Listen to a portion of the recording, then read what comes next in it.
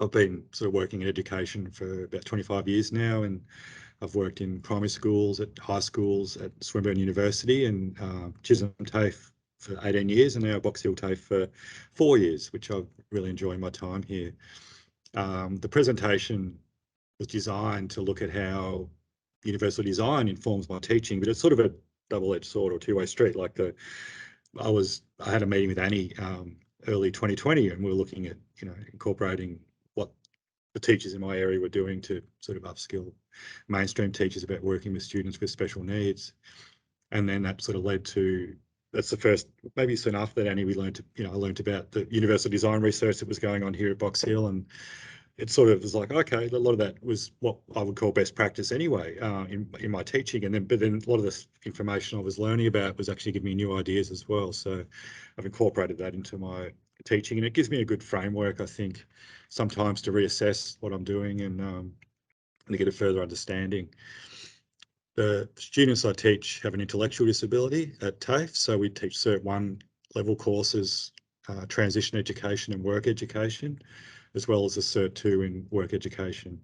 The last few years I've also taught the course in adult literacy and numeracy and the Cert 1 adult literacy and numeracy. We just haven't pursued those courses this year.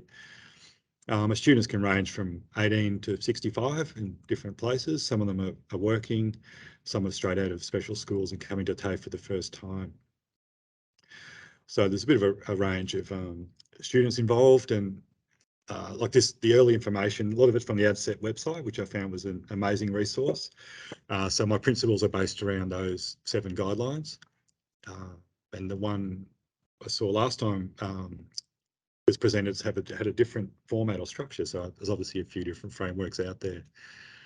So I'll get into it. I won't spend too much time on the background information because I'm sure everyone here will have a good handle on it, but this is from ADSET. It was interesting for me to learn a bit more about the background of it and how it came from more from architecture point of view or structure point of view, and then it's evolved into obviously in the classrooms now.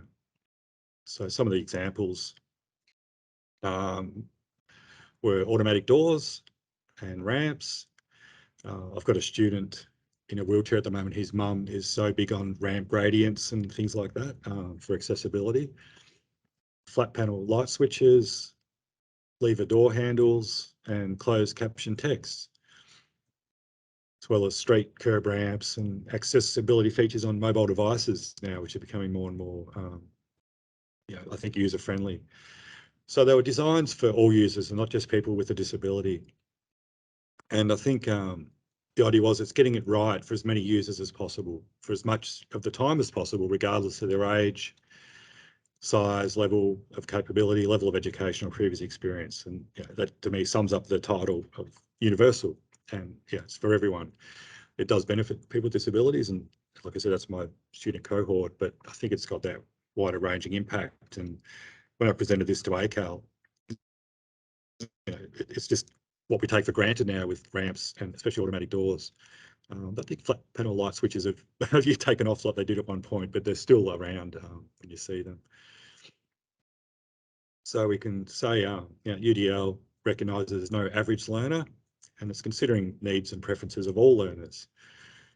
And when applied in the classroom, it's for curriculum design, development and delivery. So there's a few facets that involve UDL that I'm considering. And this is sort of, I think, a really good guideline. It can be considered universally designed if students can interact and respond with it in multiple ways. And that's something that we're very aware of with flexible delivery and adapting to the students' needs.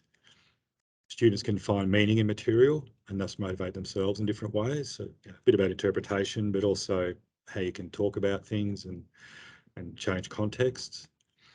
And web-based course material is accessible to all. And I'm going to touch on this later, but Box Hill is currently in a process of setting up an accessibility hub. And I'm not sure if Annie's mentioned that before, but she's a big driver of that. And I think it's going to be a fantastic resource for our students to use at all levels and all courses as well.